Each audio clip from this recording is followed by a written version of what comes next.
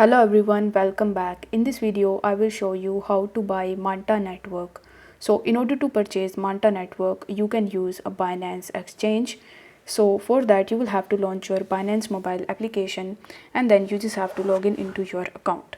Now once you're successfully logged in, you need to tap on this search bar in the top, and in the search bar, you simply need to type Manta. Now once you type Manta, you are going to see a bunch of different pairs of Manta with USDT, with FDUSD and with BNB.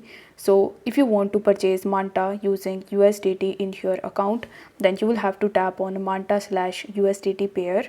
Once done, you will be redirected on Manta's chart, where in the bottom you are going to see the option of buy and sell. So you will have to tap on buy and then you will be redirected on this spot page. Now over here you are going to see Manta's current price, and here you will be asked to enter the amount of USDT that you want to spend in order to purchase Manta. So here in the total USDT section, you will have to enter the total amount of Manta that you want to spend in order to purchase it.